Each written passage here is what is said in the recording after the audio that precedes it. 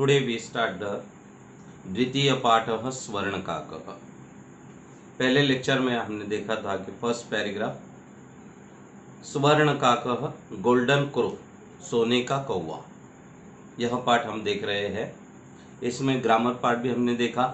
जब भी अपना लेक्चर स्टार्ट होता है आपके पास रनिंग नोट्स लिखने के लिए नोटबुक और पेन चाहिए, बुक चाहिए, टेक्स्ट बुक। कहानी क्या थी यह फिर से आपको पता है कि एक गरीब जो श्री है, प्राचीन समय की एक कहानी है। एक निर्धन वृद्धा श्री किसी गांव में रहती थी। उसे एक बहुत विनम्र तथा सुंदर ऐसी पुत्री थी, बेटी थी।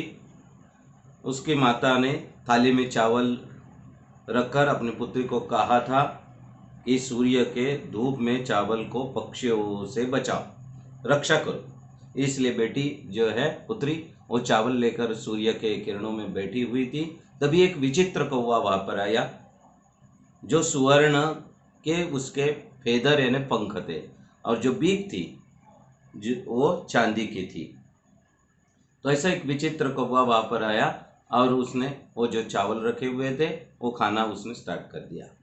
बच्चे रोने लगी क्योंकि वो बहुत ही निर्धन थी, उनके पास दूसरे खाने की चीज़ें कुछ भी नहीं थी। इसलिए उसे लगा कि अभी माँ जो है मुझे डांटेगी कि जो चावल थे वो कौवा खा रहा है। इसलिए उसने कौवे को रिक्वेस्ट की, प्रार्थना की और कहा कि ये चावल मत खाओ, हम बहुत ही गरीब है।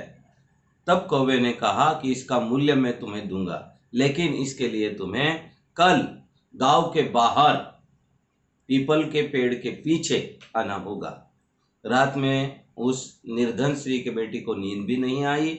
यह हमने पहले चैप्टर में देखा हुआ था कि इसलिए सवेरे जल्दी ही वो गांव के बाहर गई और पीपल का पेड़ देखा। वहां पर उसने देखा कि एक पीपल के पेड़ के पीछे ऊपर सुवर्ण काक रहता है, सोने का कौवा रहता है। काक ने जैसे ही उसकी आवाज सुनी उसने झांक कर देखा कि ये जो छोटी बच्चे हैं वो आई हुई है। इसलिए कौवे ने उसे कहा कि तुझे ऊपर आने के लिए मैं कौन सी सीढ़ी नीचे डालूं, सोने की, चांदी की या तांबे की। तब उसने कहा मैं निर्धन हूं, मुझे तांबे की चलेगी। लेकिन कौवे ने उसे सोने की सीढ़ियों से ऊपर आने के लिए कहा। स्वर्ण सोपानेन स्वास्वर्णम भवनम आसादो, सोने के भवन में सोने की सीढ़ियों से चढ़ते हुए उस विचित्र कौवे के घर में वो जो बेटी है वो गई। यहाँ तक हमने देखा। अभी दूसरा पैराग्राफ देखते हैं। चिरकाल भवने चित्र विचित्र वस्तुनि संजातानि दृष्ट्वा सा विस्मयं गतः। जैसे कौवे के घर में हो गई तो महल में विभिन्न रंगों से सजी हुई वस्तुओं को बहुत समय तक देखकर वह हैरान हो गई। आज तक उसने ऐसी चीजें देखी ही नहीं थी जो बहुत ही चित्र विचित्र थी। दृष्टवा, देख कर, लिख के रखो, उसका मीनिंग है देख कर। ये त्वांतव्य है, लिख के रखो, त्वांतव्य, दृष्टवा, देख कर। श्रांत हाथा विलोक्य काकम प्राह पूर्वम लघु प्रातराश क्रियताम। कौवे ने देखा कि ये बहुत समय तक देखकर हैरान हो गई है, थक गई है। उस बालिका को देखकर कौवे ने उसे पहले नाश्ता करने के लिए कहा, कुछ खा लो, तुम बहुत थक गई हो, इन चीजों को देखकर तुम्हें आश्चर्य हुआ है, तो पहले तुम मेरे घर में नाश्ता कर लो। स्वर्णस्थाल्यां भोजनम करिष्यसि वदत्वम, स्वर्णस्थाल्या भोजनम करिष्यसि। कौवे ने पूछा क्या तुम सोने के थाली में खाओगी नाश्ता, या किंबा रजतस्थाल्यां ताम्रस्थाल्यां, या चांदी के थाली में या तांबे के थाली में तू खाना पसंद करेगी। 3 ऑप्शन उसने रखे, एक सोने का, एक चांदी का और एक तांबे के। कौन से प्लेट में तू खाना चाहती है।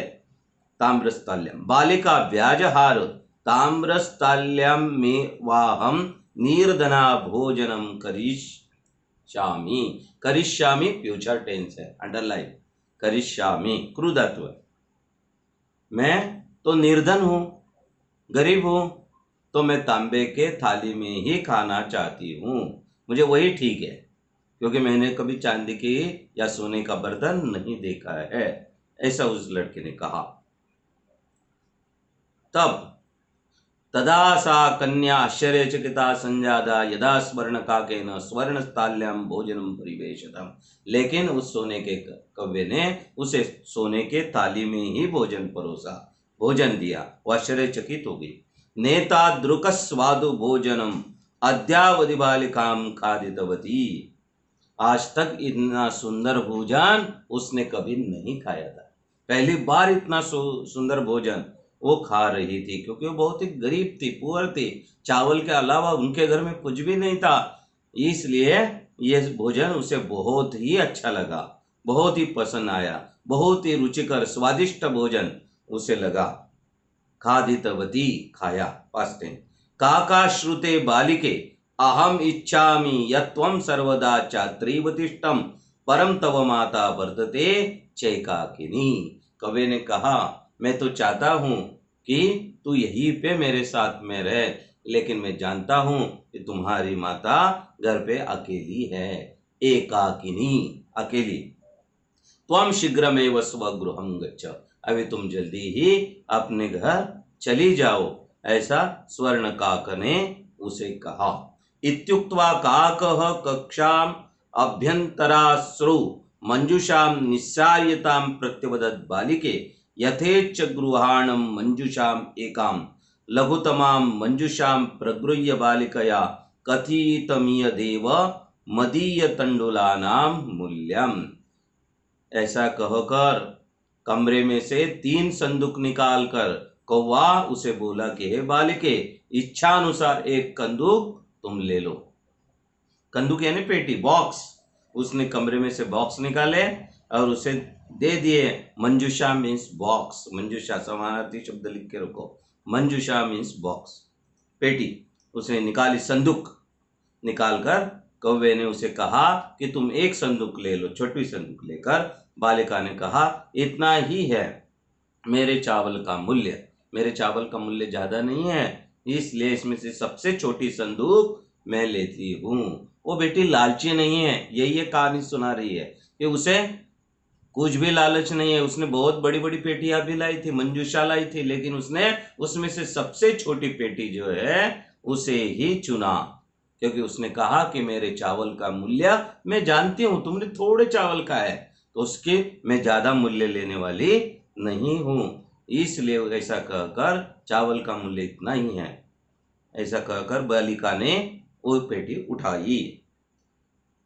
यथेच्छ गृहाणं मंजुषां लघुतमां मंजुषां प्रगृह्यं बालिका कथितमेव मदीय तण्डुलानां मूल्यं गृहम् आगत्यं तयां मंजुषा समुद्घाटिता तस्या महरणी हीरकाणि विलोक्य सा प्रहर्षिता तद्दिन अधिका धनिका च संजाता। हाँ, जैसे बालिका घर पे गई, अपने माता को पेटी दिखाई, जैसे ही पेटी उन्होंने खोली, उसमें बहुमूल्य हीरो को देखकर वह बहुत प्रसन्न हुई तथा उन दिनों से वह धनी बन गई। देखो, किसी को जब हम कुछ देते हैं बिना लालच के तो हमें उससे ज्यादा मिलता है। देखो, बेटी ने भी उसे चावल खाने के लिए दिए तो उसने उसे उसके बदले में उसे पहले देखा कि इसे लालच कितनी है, क्योंकि पहले सीढ़ी डालते समय भी उसने पूछा कि मैं कौन सी सीढ़ी तुम्हारे लिए डालूं। फिर उसने सोने की, चांदी की, तांबे की पूछी। फिर खाना खाने के समय भी उसकी टेस्ट की, उसे पूछा कि तू कौन से थाली में खाना चाहती है, तभी उसने आंसर दिया कि मैं बहुत गरीब हूँ, मुझे तांबे की थाली ही अच्छी है। इसे कौवे के ध्यान में आ गया कि बेटी और माता दोनों भी लालची नहीं है, इसलिए इसके बदले में उनकी जो दरिद्रता है नष्ट करने के लिए मंजूषा दी। मंजूषा भी चूज करते हुए बालिका ने छोटी मंजूषा ली कि मूल्य ज्यादा नहीं है चावल का, इसलिए मंजूषा में हीरे मानिक भरते हुए कौवे ने उनको दी और उनकी निर्धनता नष्ट हो गई। लेकिन सब ऐसे ही नहीं होते हैं। उसी गांव में तस्मिन एव ग्रामे एका अपरा लुब्धा रुद्धा न्यवसत, उनके गांव में दूसरी एक वृद्धाश्री रहती थी, लेकिन वो ग्रीडी थी, लोभी थी। लुब्धा मीन्स ग्रीडी। एका अपरा, एक दूसरी स्त्री रहती थी, न्यवसत रहती थी। तस्यापि एका पुत्री आसीत, उसे भी एक बेटी थी, उसे भी एक पुत्री थी। ईशार्यासा तस्य स्वर्णकाकस्य रहन्यम अभिज्ञावती। उसे भी ये सारी कहानी पता चली कि एक स्वर्ण कौवा है, गांव के बाहर रहता है और वो गिफ्ट देता है। सूर्य तपे तंडुला निक्षिप्त तथापि स्वसूता रक्षार्थ नियुक्ता।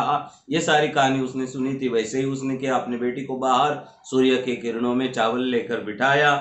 तथैव स्वर्ण पक्ष का तंडुलान भक्षान तामपि तत्रैव आकारयत। वैसे ही कौवा वहां पर आया सोने का और वो चावल खाने लगा।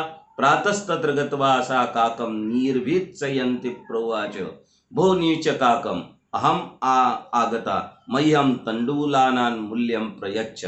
लेकिन मैंने पहले कहा कि ये औरत जो है वो बहुत ही ग्रीडी है, लोभी है। वैसे उसकी बेटी, उसने प्रार्थना की थी पहले वाली बेटी ने कौवे को कि हमारे चावल मत खाओ, लेकिन इसने तो उसे गाली दे दी और कहा हे नीच हमारे चावल मत खाओ।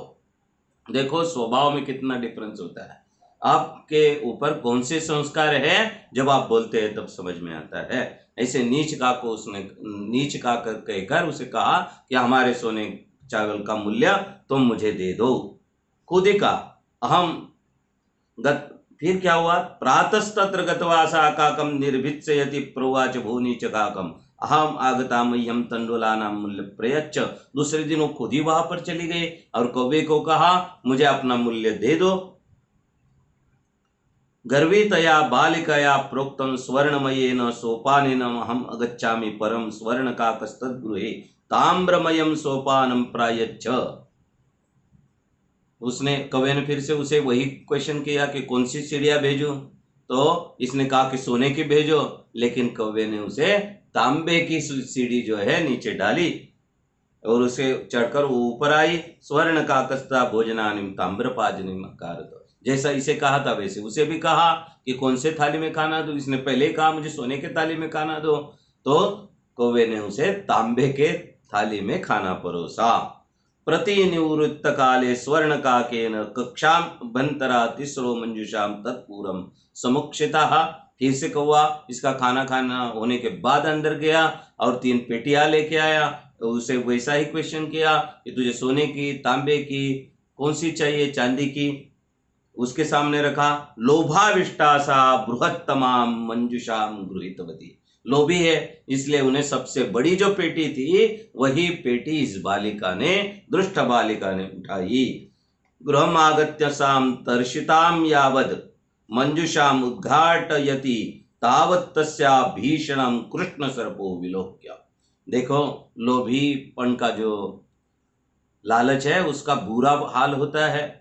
पेटी को लेकर जल्दी ही घर में चली गई। अपने माता को कहा मैंने स्वर्ण काक ने दी हुई मंजूषा पेटी लाई हुई है बड़ी वाली। जैसे ही उसे खोला तो उसमें से क्या निकला, वो पहले वाली बेटी निर्धन की बेटी थी लेकिन लालची नहीं थी, इसलिए उस पेटी से, छोटी पेटी थी लेकिन उसमें से हार जो निकले थे, हीरा जो निकला था, यहाँ पर उल्टा ही हुआ।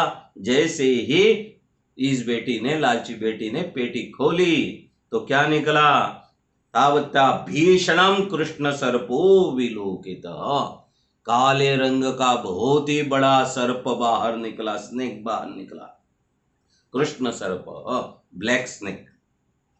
उद्घाटयति, खोला और उसने देखा लुब्धया बालिकया लोभस्य फलम प्राप्तम।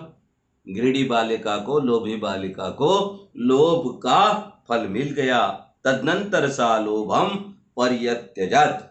उसके बाद उन दोनों ने, बेटी और माँ ने, ग्रीडी ने इसको छोड़ दिया, लोभ को छोड़ दिया। इसलिए यह कहानी आपको क्यों दी गई है कि जीवन में किसी को जब हम मदद करते हैं, हेल्प करते हैं, तो लालच के वजह से किसी को हेल्प नहीं करनी है। लालच बहुत ही बुरी होती है, ग्रेडीनेस बहुत ही बुरा होता है। इसलिए ये 2 कैरेक्टर आपको दिखाई देते हैं कि एक बेटी है और एक माँ है जो लोभी नहीं है, दूसरी बेटी है और माँ है, दोनों लोभी है। तो लोभी का पन बुरा होता है, यह कहानी हमें यह दिखाती है। स्वर्ण काक हो। तो ऐसे इस कहानी सेकंड लेसन की हमने देखी। इसमें जो है एनसीईआरटी के जो क्वेश्चंस है हमें, इसमें पहला क्वेश्चन है अधोलिखितानां प्रश्नानां उत्तराणि संस्कृत भाषायां लिखत। दूसरा प्रश्न है अधोलिखितान् शब्दानां विलोम पदम पाठान् चित्वा लिखत। पाठ में कौन सा अपोजिट शब्द आया हुआ है वो आपको लिखना है। तीसरा उसमें ये है संधि कुरुत, संधि करना है। चौथा जो है प्रश्न निर्माणम कुरुत, प्रश्न निर्माण करना है। चौथा है प्रकृति प्रत्यय संयोज्यम कुरुत, ये सारे व्याकरण के ऊपर आधारित प्रश्न है। पांचवा भी प्रश्न वैसे ही है, प्रकृति प्रत्यय वाला। सातवां प्रश्न जो है किसने किससे कहा, और सातवां प्रश्न है पंचमी विभक्ति के ऊपर आधारित है। पंचमी विभक्ति क्या है ये मैंने आपको बोला था कि हम 6 स्टैंडर्ड से टेबल पढ़ रहे हैं, उसमें से प्रथमा विभक्ति यह होता है कर्ता, द्वितीय विभक्ति होता है कर्म, तीसरा विभक्ति तृतीय विभक्ति होता है कर्ण, चतुर्थी जो है उसे संप्रदान, और पांचवा जो है सेपरेशन।